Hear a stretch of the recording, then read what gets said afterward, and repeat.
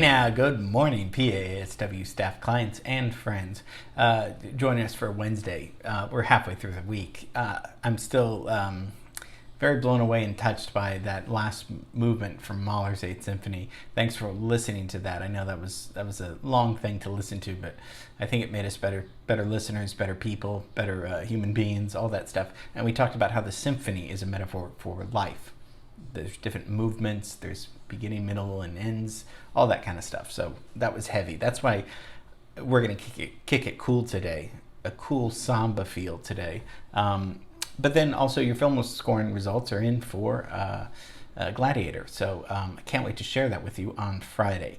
So yeah, we're going to kick it fun and cool. It's going to be fun for the whole family. I want to give it a shout out to my brother Sebastian. He really got me into this guy's music a lot. And we're going to talk about a guy in his group mostly, and it's just going to be a very sexy, fun day. So today we're going to look at Sergio Mendes and Brasil 66.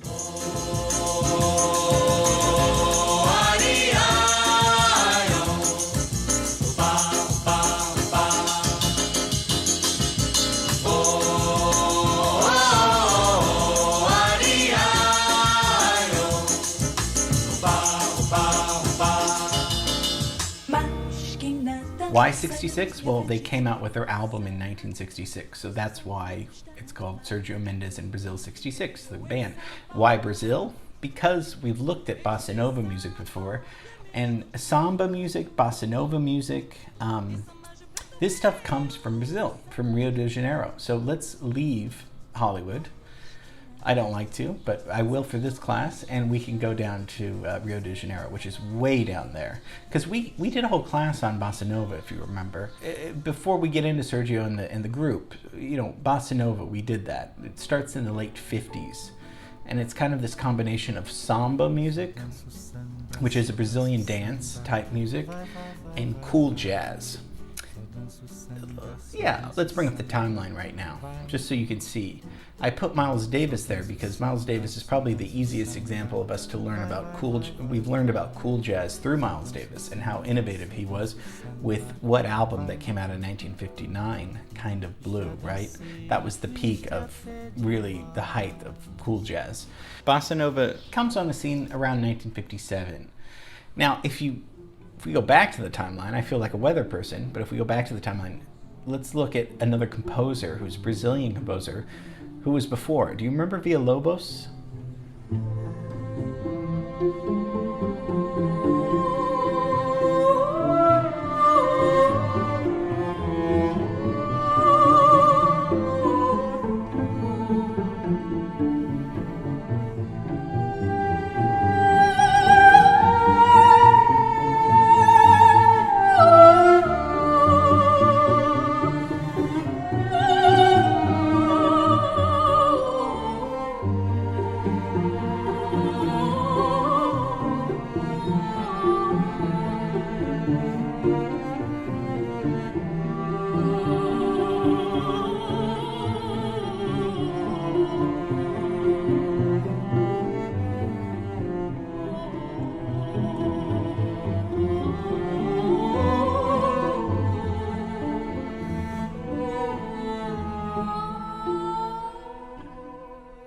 So it's interesting that he dies in 1957, pretty much the year before or the same year as bossa nova is starting.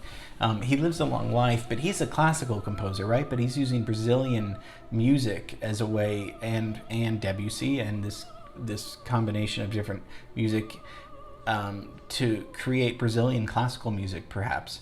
Jobim, Antonio Carlos Jobim, is probably known as the father of bossa nova. He wrote Bonnie's favorite song, and mine. He wrote "Girl from Ipanema." And young and lovely, the girl from Ipanema goes walking, and when she passes, he smiles, but she doesn't see. Comes out in 1962. So the United States is flooded now with this new form of bossa nova music. They're loving every minute of it. Okay, so Jobim was very influenced by Villalobos' music. Maybe there's some similarities, sure, with feel and rhythm. Yeah, but what Brazil 66 and Sergio Mendes is going to do, along with Herb Alpert, these guys are coming in the late 50s and the 60s, and they're going to really use this kind of Brazilian music in a popular sense.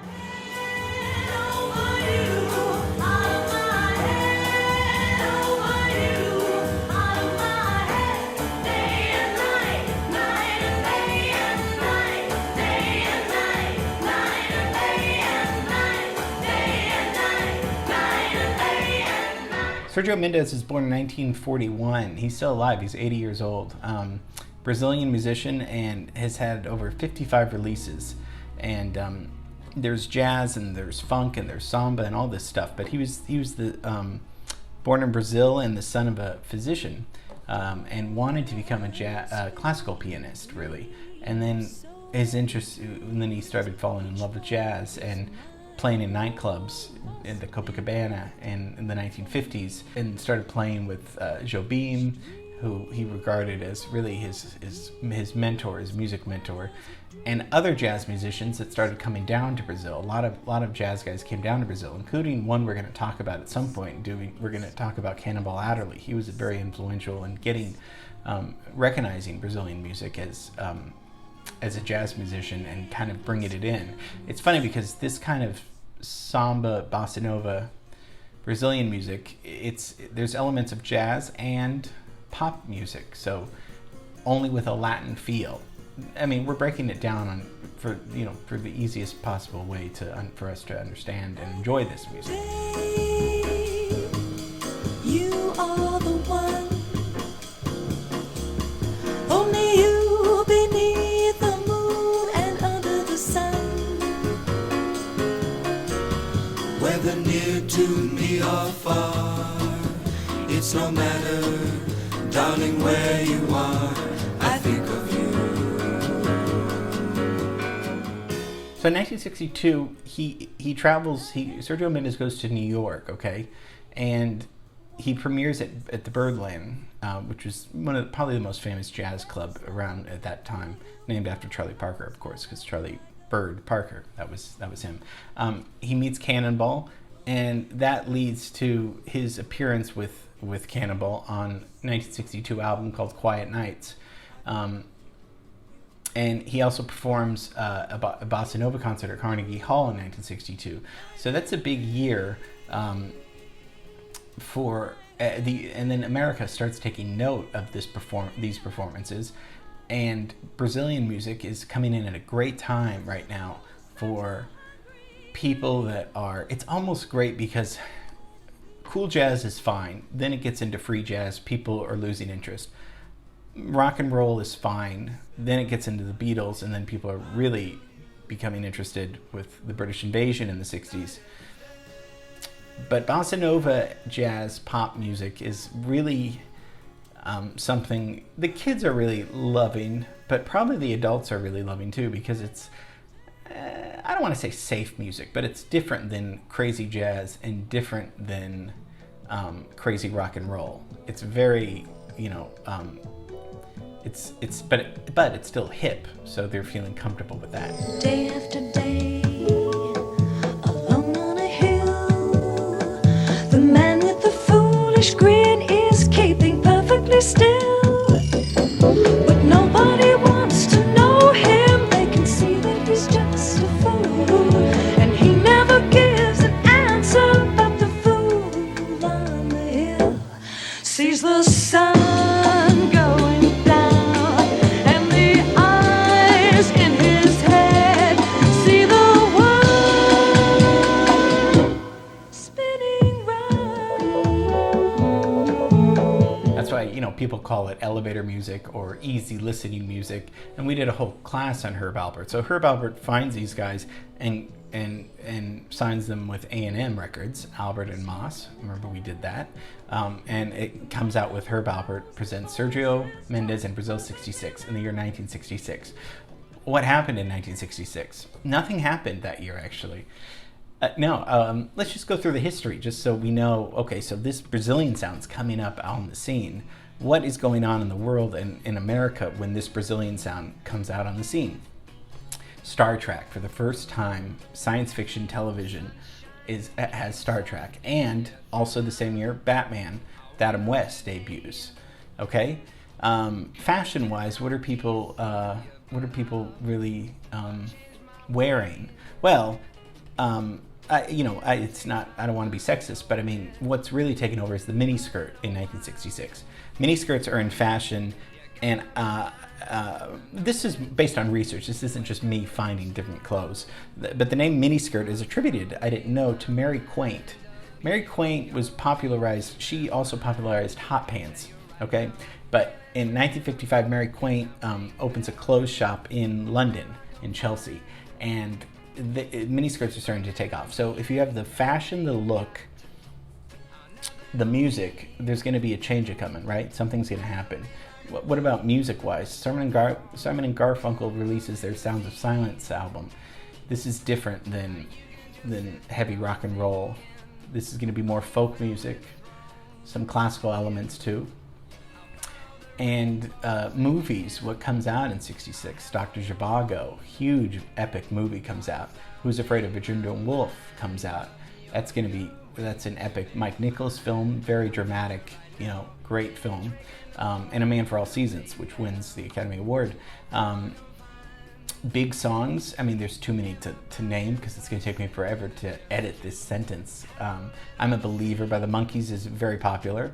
Good Vibrations by the Beach Boys. I mean, this is on the radio all the time. Monday, Monday, Mamas and Papas. And then the 3-chord song Wild Thing is very popular. So that's the scene that's happening here in America, but also in the world, because London, Britain is also very responsible for a lot of the fashion and stuff too.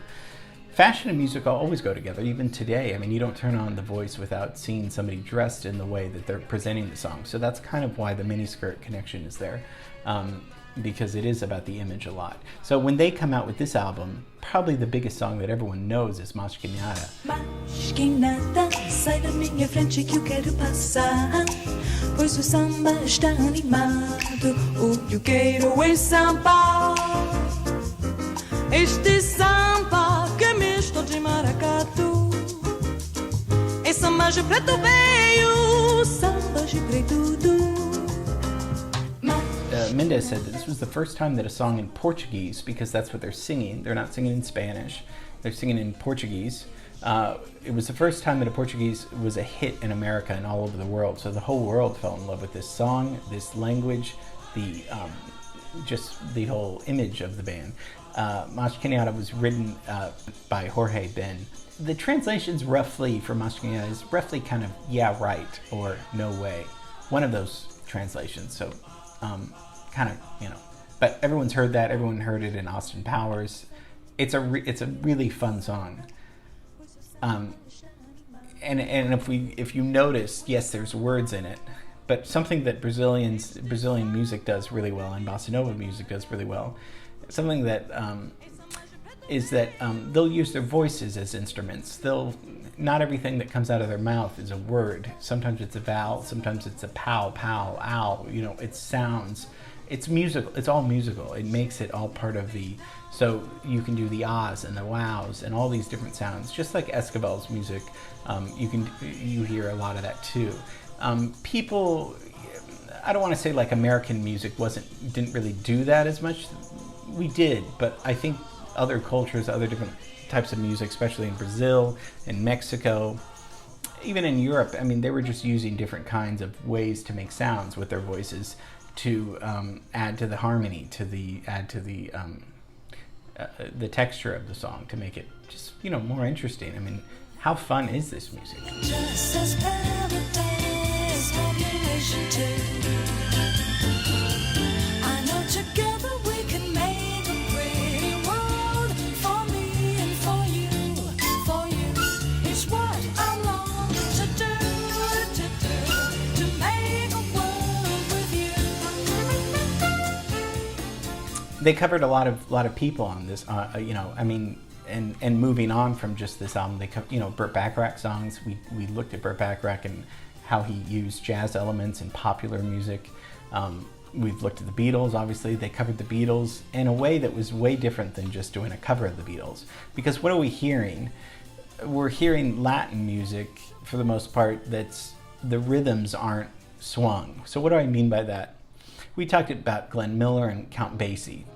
That's swing music. What is swing? We've talked about swing mostly, and forgive me for sounding, silly, but mostly it's da da do da do da do da do da do da do da do. That's a dotted 8/16. That's the swing. Latin is not like that. Brazilian is not like that. It's da da da da da da da da. We've talked a little bit about the feel of it, so that's what we're hearing. So we're not listening. This doesn't sound anything. The whole feel of this kind of music is nothing like swing music.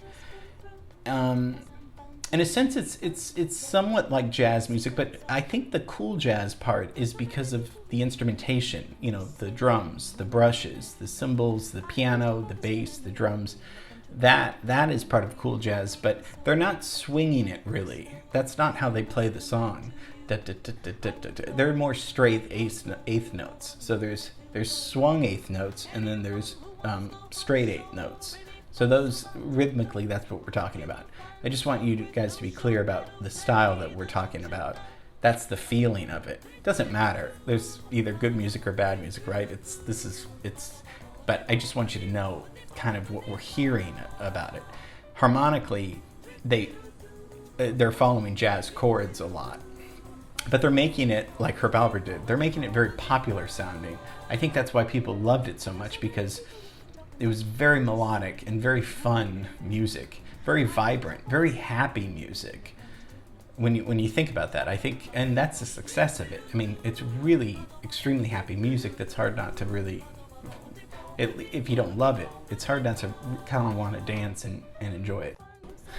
So that's Sergio Mendes in Brazil 66. Thought we'd have a cool bossa nova midweek class. And tomorrow we're going to look at something in LA that I have something special for you planned. Hope you enjoyed that. I had a lot of fun. And thanks, Sebastian, for sharing all those wonderful pieces with me. And yeah, I think I've said it all. So I hope you enjoyed that. And I will see you tomorrow. Okay, bye.